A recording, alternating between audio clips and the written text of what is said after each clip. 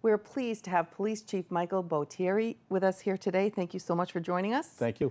We're going to talk about a few different things today with the Chief, starting with the Smart 911, which a lot of people don't know what it is. So could you tell us a little bit about it? Sure. Smart 911 is a system where you can create a profile should you need to call the police on 911. So enhanced 911 means when you dial 911 from your home, we know the address it's coming from. Right. This would be in addition to that. You will have the ability, and you do at this point, to go onto smart911.com and simply put in a profile of what you want public safety responders to know when they're en route to your house.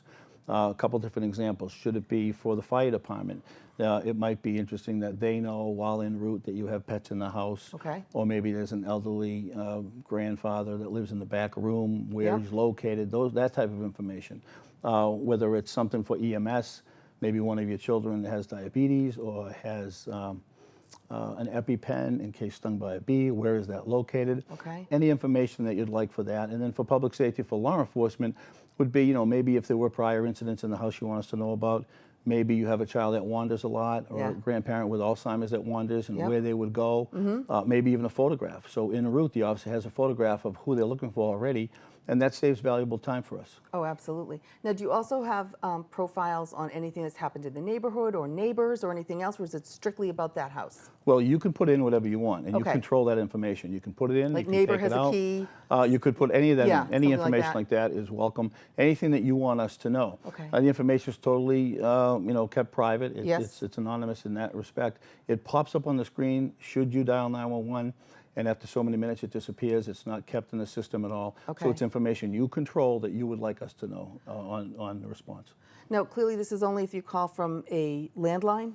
No, you can attach it to a cell phone. Oh, you can attach it to any phone you like. Oh, that's excellent. So once that phone call comes in, we'll get that information. And you'll have the address attached to the cell phone? Absolutely. Oh, that's well, great. you won't have the address for the cell phone, but you'll have the information attached to the cell phone. That technology is not really there yet. Okay. It'll come off of the cell phone will go to the state police, and then it'll bounce to us. Oh, okay. Okay. Now, how do people sign up for this? How do they provide Well, it's very you the simple. You information? simply go to smart911.com and just follow the cues, and it tells you to put in the information you want that you control, and you can change it anytime you like. So you're in full control of it. That's great. And how many residents so far have signed up for this? Unfortunately, only a small amount. I don't have the exact number, but we really want to encourage people to use the system. Right.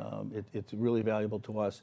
When it comes to responding to any type of call, whether it's EMS or police or fire, information is power to us. The more we know, especially prior to arriving, the better and the more efficient and effective we can be once we do arrive. So. Sure. Now, do your officers ride one in a car, or are they partnered up? We're typically one-man cruisers, although when we're training officers, you'll see two men in a cruiser, or two officers in a cruiser. All right. So again, it's smart911.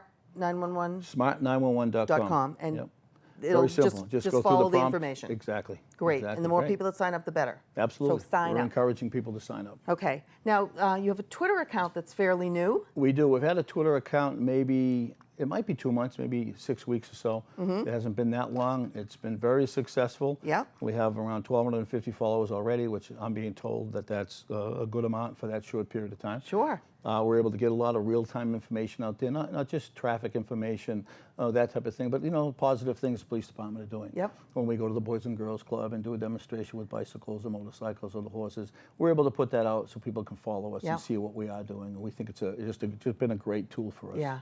Yeah. Well, it's the way to go now. Yeah, it took us a little while to get into to catch up with everyone else, but we think it's awesome. The town does one as well from the town hall. Yep.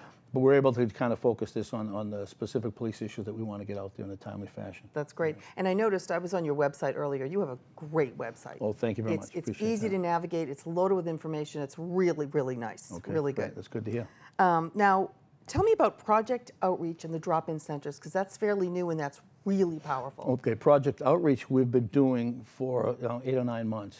We work in collaboration with a lot of stakeholders, Beth Israel Deaconess, Clean Slate, Gosnold, High Point, all the different stakeholders. And it's for opioid It's addiction. for opioid addiction. Okay, and opioid just and for anyone who didn't know that's what it's Absolutely. about. And the outreach program really means that within 12 to 24 hours, we're going to visit your home after an overdose.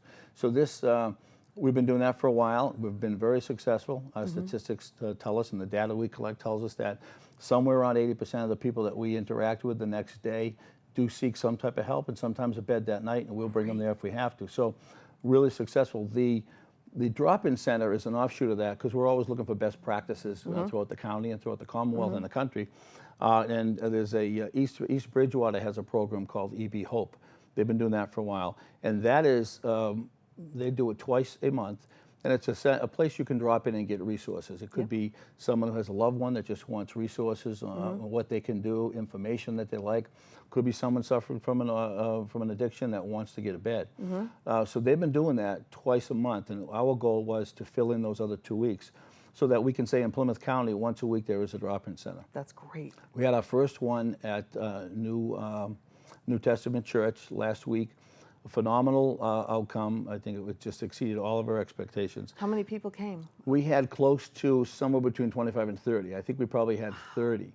Now, and out of those 30, first time, and there was always a risk of all of us being there. We had several tables set up, a lot of resources. There's a possibility no one comes, so we're trying to make sure we get that out there.